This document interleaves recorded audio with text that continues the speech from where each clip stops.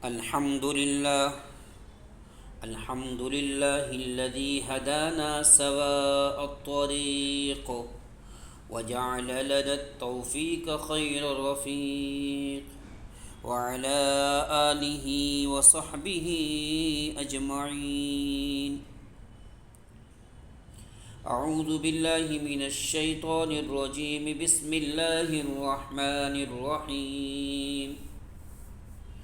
ومن أعرض عن ذكري فإن له معيشة ضنكا ونحشره يوم القيامة أعمى قال رب لم حشرتني أعمى وقد كنت بصيرا قال كذلك أتتك آياتنا فنسيتها وكذلك اليوم تنسى.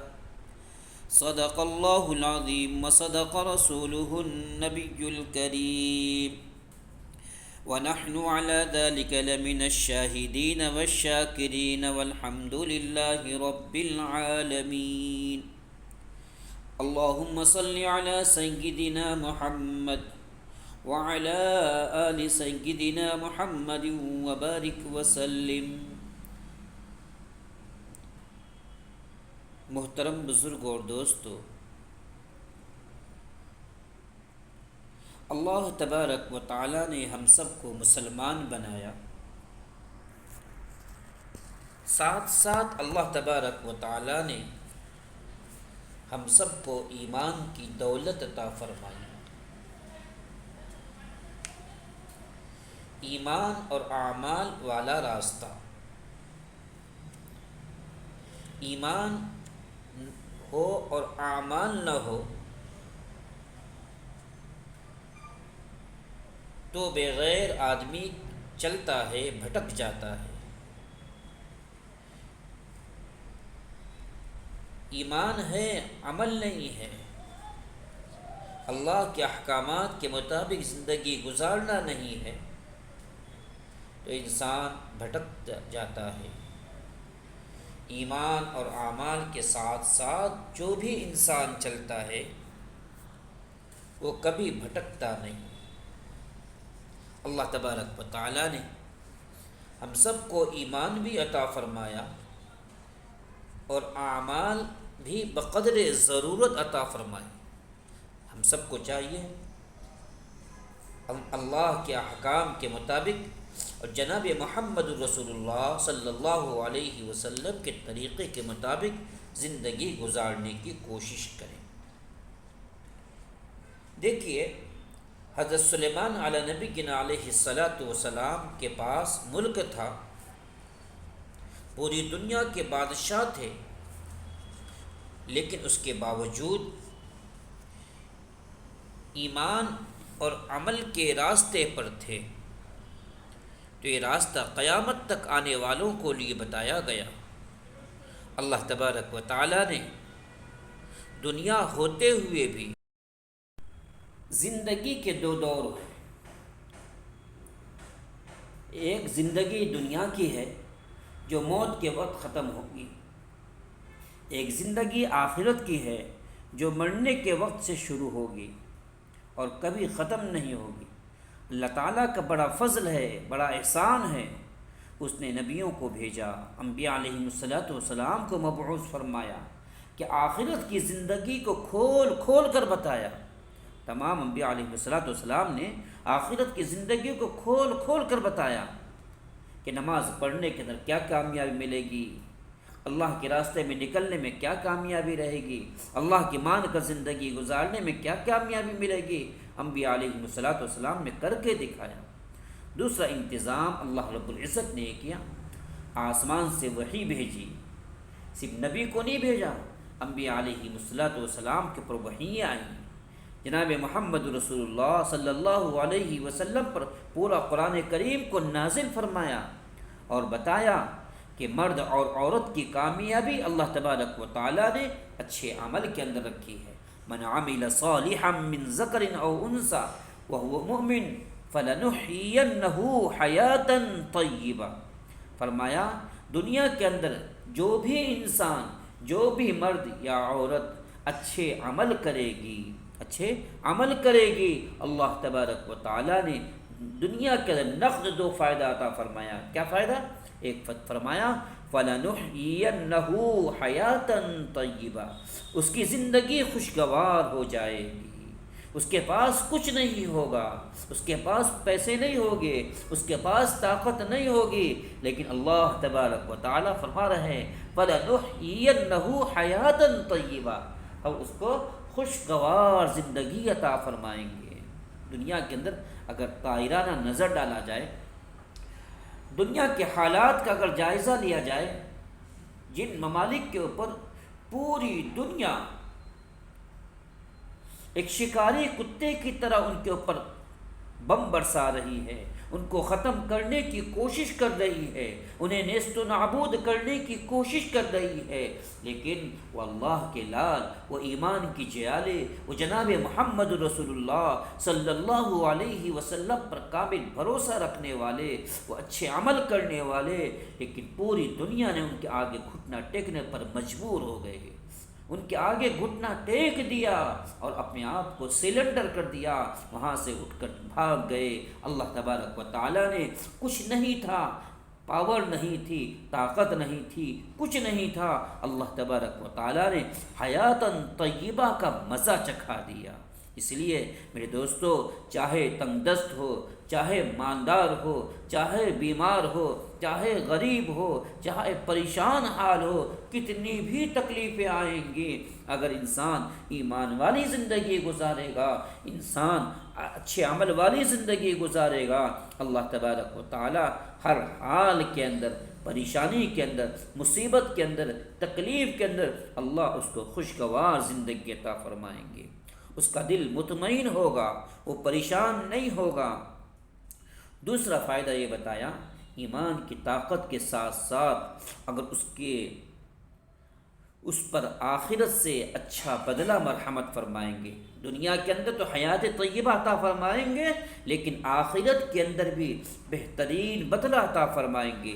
کیا فرمایا؟ وَلَنَجْزِيَنَّهُمْ أَجْرَهُمْ بِأَحْسَنِ مَا كَانُوا يَعْمَلُونَ، جب بدلہ دینے کا وقت ہوگا، اللہ اپنی شان کے مطابق انہیں بدلہ عطا فرمائیں گے۔ چھوٹی سی چھوٹی جنت اگر کسی انسان کو مل جائے، چھوٹی سی چھوٹی جنت اگر کسی ادنا انسان کو مل جائے، کتابوں میں لکھا ہے اس جنت کی چوڑائی زمین و آسمان کے برابر ہوگی، اس کی لمبائی کی کوئی حد نہیں ہوگی، اس کی چوڑائی کی کوئی حد نہیں ہوگی۔ میرے دوستو، اللہ تبارک و تعالیٰ نے ہم سب کو ایمان اور اعمال کی دولت عطا فرمائی ہے۔ ہم سب کو چاہیے، مردوں کو چاہیے، عورتوں کو چاہیے، دونوں اعمال صالحہ کرنے کی کوشش کریں۔ ہم خود بھی کریں اور اپنے گھر کی مستورات کو بھی کرانے کی کوشش کریں۔ دنیا اور آخرت کے اندر اللہ تبارک و تعالیٰ نے بے شمار وعدہ لیا ہے۔ اس لیے میرے دوستو، آج اگر ہم چاہتے ہیں کہ اللہ کے وعدوں کو دیکھیں، اللہ کی وحدانیت کو دیکھیں، اللہ کی قدرتوں کا مظاہرہ کریں، تو ہمیں اچھے اعمال کرنا پڑیں گے، اچھے عمل کرنا پڑے گا۔ اچھا اسباب اختیار نہیں کرنا، اچھی نماز بنانی پڑے گی، اچھا ذکر بنانا پڑے گا، اچھا ایمان بنانا پڑے گا، اچھا قرآن پڑھنا پڑے گا، اور جناب محمد رسول اللہ صلی اللہ علیہ وسلم کے طریقے کے مطابق زندگی گزارنا پڑے گا۔ تب ہم اللہ کی قدرت کا نظارہ کر سکتے ہیں، تب ہم اچھے دنیا کے اندر جنت کا نظارہ کر سکتے ہیں۔ میرے دوستو، اللہ تبارک و تعالیٰ نے دو زندگی عطا فرمائی، حیاتاً طیبہ۔ دوسرا فرمایا، اگر دنیا کے اندر اللہ تبارک و تعالیٰ کی مان کر زندگی نہیں گزارے گا، اللہ کے احکامات سے اعراض کرے گا، تو آیت کریمہ وَمَنْ أَعْرَضَ عَنْ ذِكْرِي فَإِنَّ لَهُ مَعِيشَةً ضَنْكًا، اللہ فرماتا ہے جو ہمارے ذکر سے اعراض کرے گا، جو ہمارے ذکر سے اعراض کرے گا، جو اللہ کے احکامات سے اعراض کرے گا، جو اللہ کی مان کا زندگی گزارنے سے اعراض کرے گا، اللہ فرماتا ہے فَإِنَّ لَهُ مَعِيشَةً ضَنْكًا، اس کی زندگی کو ہم تنگ کر دیں گے، اس کو ہم پریشان کر دیں گے، اس کا دل میں چین اور سکون نہیں ہوگا۔ پیسہ ہے، مالدار ہے، کوٹھی ہے، بنگلہ ہے، سب کچھ ہے، لیکن پریشان ہے، پریشان ہے، ہمیشہ ڈرا ہوا رہتا ہے، ہمیشہ سہما ہوا رہتا ہے، کہیں کوئی مار نہ دے، کوئی پریشانی نہ آ جائے، کوئی بیماری نہ آ جائے، ہمیشہ انسان چیک اپ کراتا رہتا ہے، کوئی شوگر نہ لگ جائے، بی پی نہ ہو جائے، خون نہ بگڑ جائے، انسان بے چین ہو جاتا ہے۔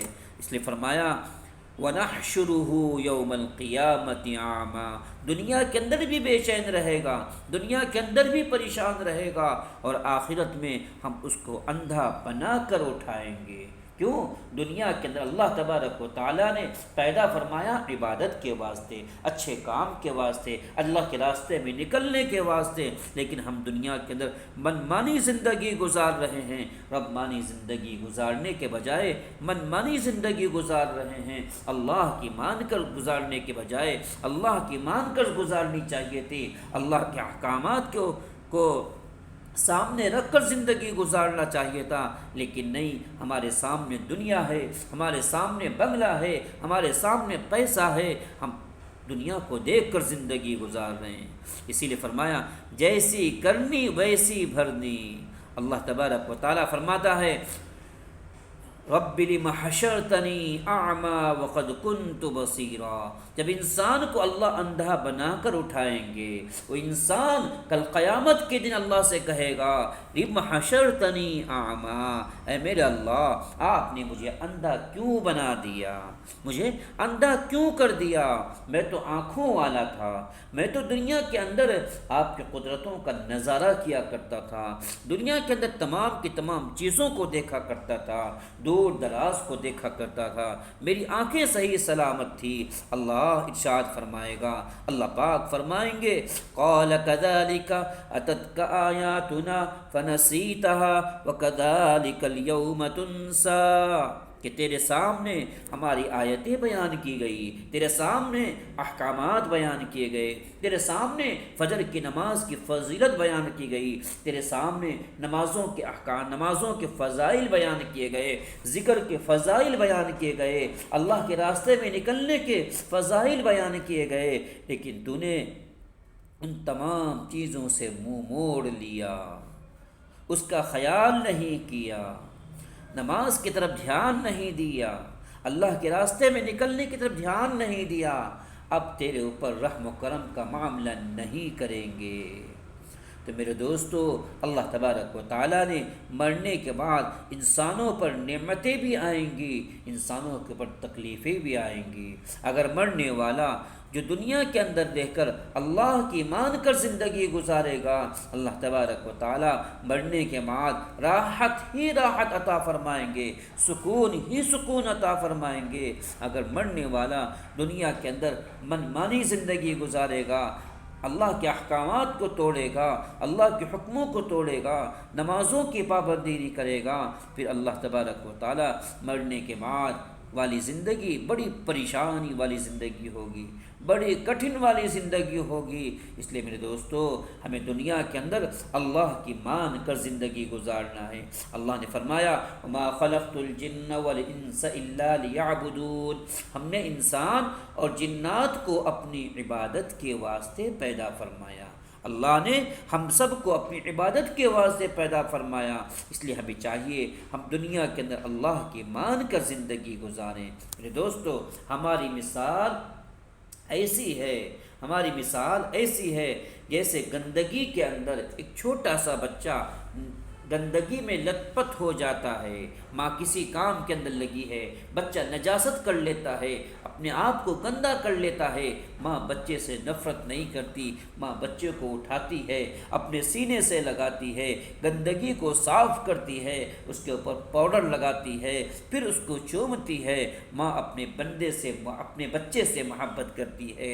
اللہ تبارک و تعالیٰ اپنے بندوں سے 70 ماؤں سے زیادہ پیار کرنے والا، اللہ اپنے گنہگار بندوں سے 70 ماؤں سے زیادہ محبت کرنے والا، اللہ تبارک و تعالیٰ بھی اپنے ایمان والوں بندوں سے سے، کلمہ پڑھنے والوں سے، اپنے گنہگار بندوں سے اللہ نفرت نہیں کرتا۔ اس لیے میرے دوستو، ہمیں چاہیے ہم ایک قدم آگے بڑھانے کی کوشش کریں، ایک قدم اٹھائیں، دوسرا قدم اللہ تبارک و تعالیٰ آپ کو ہاتھ پکڑ کر سنبھال لے گا۔ ایک قدم آپ کو اٹھانا ہے۔ حدیث پاک میں آتا ہے، کوئی بندہ ایک قدم اٹھاتا ہے، اللہ اس کی طرف 2 قدم آتے ہیں۔ آپ ایک قدم اٹھائیں گے، اللہ آپ کو سنبھال لے گا، آپ کو سیدھے راستے کی ہدایت دے دے گا۔ اس لیے دل کے اندر پکا ارادہ کریں کہ ہمیں اللہ کے راستے میں نکلنا ہے۔ ہم اپنے گھر سے ایک فرد کو ضرور اللہ کے راستے میں نکالنے کی کوشش کریں گے۔ اگر میرے پاس وقت ہے، میں فارغ البال ہوں، مجھے کوئی کمانے کی ضرورت نہیں، میں ریٹائر ہو چکا ہوں، تو مجھے اپنے راستے کو، اپنے وقت کو اللہ کے راستے میں لگانا ہے، در در کی ٹھوکریں کھانا ہے۔ جناب محمد رسول اللہ صلی اللہ علیہ وسلم کا لائی ہوئی شریعت، لایا ہوا دین، اسے خود اپنے اندر بھی زندہ کرنا ہے اور دوسروں کے اندر، پوری عالم کے اندر، پوری بستی کے اندر، ہر کچے پکے گھر کے اندر کس طریقے سے کلمہ لا الہ الا اللہ محمد الرسول اللہ کا یقین داخل ہو جائے، کلمے والے اعمال داخل ہو جائیں، اس کی فکر کرنے کے لیے ہمیں اللہ کے راستے میں نکلنے کی کوشش کرنا ہے۔ اس لیے میرے دوستو، جب انسان اچھے ماحول کے اندر جاتا ہے، دنیا کے ماحول سے نکل کر، گھر کے ماحول سے نکل کر، بازار کے ماحول سے نکل کر جماعتوں کے ماحول کے اندر جاتا ہے، اللہ کے راستے میں نکلتا ہے، تو جماعتیں کیا کام کرتی ہیں؟ وہ بھلائی والا ماحول بناتی ہیں، وہ گنہگاروں کو گناہوں سے پاک اور صاف کرنے کا کام کرتی ہیں، وہ گنہگاروں کو مسجد تک لانے کا کام کرتی ہیں۔ اس لیے میرے دوستو، صحابہ کرام رضوان اللہ علیہم اجمعین کے زمانے کے اندر صحابہ کرام نے وہ کام کر کے دکھایا، آپ صلی اللہ علیہ وسلم نے کر کے دکھایا۔ آپ ہر ایک کے پاس جاتے تھے، ہر ایک کو جا کر سمجھاتے تھے، ہر ایک کو اللہ کی وحدانیت کے بارے میں بتاتے تھے۔ میرے دوستو، آج جو اللہ کا شکر ہے، ہم مسلمانوں کو مسلمان بنانے کی کوشش کر رہے ہیں، ہم مسلمانوں کو داعی بنانے کی کوشش کر رہے ہیں۔ مسلمانوں کے اندر جو شراب پینے والے ہیں، مسلمانوں کے اندر جو رشوت کھانے والے ہیں، مسلمانوں کے اندر جو غلط کام کرنے والے ہیں، اب انہی کو جا کر سمجھاتے ہیں۔ لیکن جناب محمد رسول اللہ صلی اللہ علیہ وسلم کے زمانے میں مسلمان نہیں تھے۔ آپ نے مشرکوں کو سمجھایا، اپنے کافروں کو سمجھایا، آپ نے ہر ایک کو سمجھایا، ہر طرف سے آپ کے اوپر تکالیفیں آئیں، پریشانی آئی، مصیبتیں آئیں، لیکن آپ نے صبر کیا، اللہ تبارک و تعالیٰ نے آپ کی مدد فرمائی۔ اس لیے ہم سب کو چاہیے کہ ہم سب اللہ کے راستے میں تن من دھن کے ساتھ ہمیں اللہ کے راستے میں نکلنا ہے۔ ہمارے وہاں جو مسجد وال جماعت بیٹھتی ہے، اس کے اندر بھی بیٹھنے کی کوشش کریں، جو تعلیم ہوتی ہے، تعلیم میں بیٹھنے کی کوشش کریں، جو فکروں کو لے کر بیٹھا جاتا ہے، اس فکروں کے اندر بیٹھنے کی کوشش کریں۔ میرے دوستو، جب ہم فکر کو لے کر بیٹھیں گے، اللہ ہماری فکروں پر دنیا کے حالات کو بدل دیں گے۔ اس لیے ہم سب کو چاہیے، ہم سب شریعت اور سنت کے مطابق زندگی گزارنے کی کوشش کریں۔ اخیر میں حضرت طفیل ابن عمرو دوسی رضی اللہ تعالی عنہ کا اسلام کا واقعہ آپ کے سامنے بیان کرتا ہوں، اس کے بعد اپنی بات کو ختم کر دوں گا۔ حضرت طفیل ابن عمرو دوسی رضی اللہ تعالی عنہ قبیلہ بنو دوس کے تھے، وہ بڑے شاعر تھے، بڑے خطیب تھے، مکہ مکرمہ کے اندر تشریف لائے۔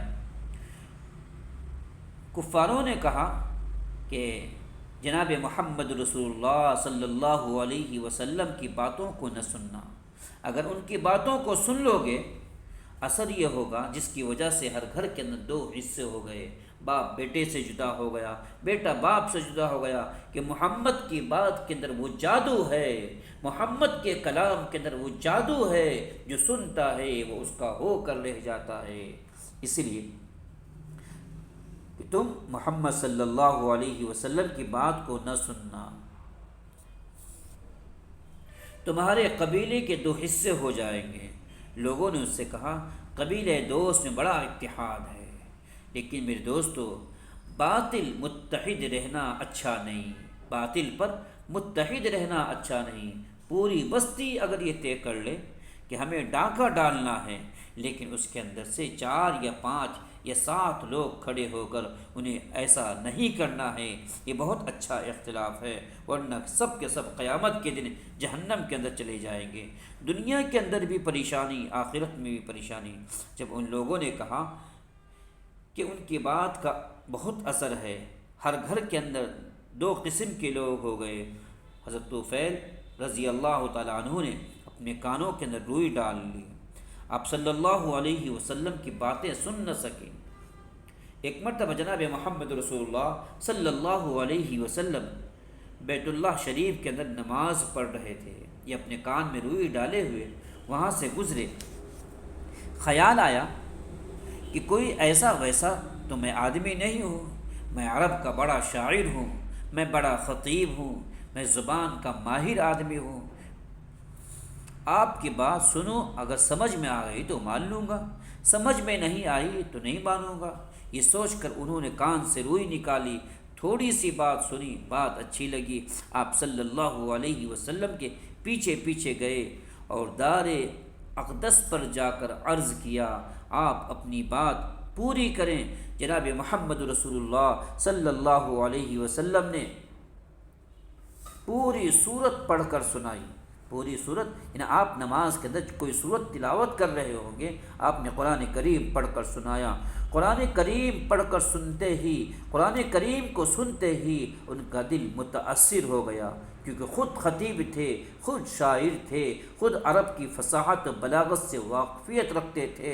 انہوں نے جب قرآن کریم کو سنا، قرآن کریم کو سنا، وہیں پر کلمہ پڑھ کر مسلمان ہو گئے اور فرمایا، یا رسول اللہ مجھے اجازت دے دیجئے، میں اپنی قوم کے پاس جاؤں، ان کو دعوت دوں، ان کو اللہ کی طرف بلاؤں تاکہ وہ لوگ بھی جہنم سے بچ جائیں۔ آپ صلی اللہ علیہ وسلم نے اجازت دے دی۔ میرے دوستو، طفیل دوسی جو اتنا بڑا شاعر، کوئی کسی بڑے انسان کا کسی کو مان لینا، یہ خود اس بات کی دلیل ہوتی ہے کہ اسلام پیارا مذہب ہے، اسلام ابد الآباد مذہب ہے، اسلام تلوار کے زور سے نہیں پھیلا ہے، اسلام گالی گلوچ سے نہیں پھیلا ہے، اسلام پیار اور محبت کے ساتھ پھیلا ہے، اسلام پیار اور محبت کے ساتھ پھیلا ہے، اسلام اخلاق کے ساتھ پھیلا ہے۔ اس لیے ہم سب کو چاہیے ہم اپنے اخلاق کو بنانے کی کوشش کریں، ہم اپنے اخلاق کو اچھا کریں، جناب محمد رسول اللہ صلی اللہ علیہ وسلم کی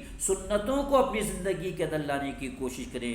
آج مسلمانوں کے اوپر ایسے حالات آ رہے ہیں، مسلمانوں کے اوپر اتنی پریشانیاں آ رہی ہیں، مسلمانوں کو چاہیے آج کے دور کے اندر ہمیں اخلاق کو اپنے سینے سے لگا لینا ہے، اپنی زبان کو بند کرنا ہے، اپنی زبان کو خاموش کرنا ہے، اور اپنی زبان کو ہمیشہ ذکر کے اندر ملوث رکھنا ہے، ادھر کی لایانی باتوں سے اپنے آپ کو بچانے کی کوشش کرنا ہے۔ اللہ تبارک و تعالی سے دعا فرمائیں، اللہ ہم سب کو کہنے سے زیادہ عمل کرنے کی توفیق عطا فرمائیں، اللہ ہمیں کلم صراط مستقیم پر گامزن کر دے۔ آخر میں آپ حضرات سے پھر یہی درخواست کروں گا، میرے دوستو، اپنے کولہاپور کا جو اجتماع ہونے جا رہا ہے، اس اجتماع سے زیادہ اللہ کے راستے میں نکلنے کی کوشش کریں، اس کے واسطے دعائیں کریں، اس کے واسطے صدقہ خیرات کریں۔ اللہ ہمارے اس ہونے والے اجتماع کو پورے عالم کی ہدایت کا ذریعہ بنا دے، اللہ اس ہونے والے اجتماع کو پورے عالم کے لیے ہدایت کا ذریعہ بنا دے، اس ہونے والے اجتماع کو محبت بھری نظر سے دیکھنے والوں کو ہدایت سے نواز دیجیے۔ ہمیں دعا کرنا ہے، صدقہ کرنا ہے، اللہ تبارک و تعالی۔ میرے دوستو، ہم سب کا کام بنانے والے ہیں، دعا کرنا ہمارا کام ہے، کام بنانا اللہ کا کام ہے، ہدایت دینا اللہ کا کام ہے، امن اور شانتی کا ماحول پیدا کرنا اللہ کا کام ہے۔ وآخر دعوانا ان الحمد للہ رب العالمین۔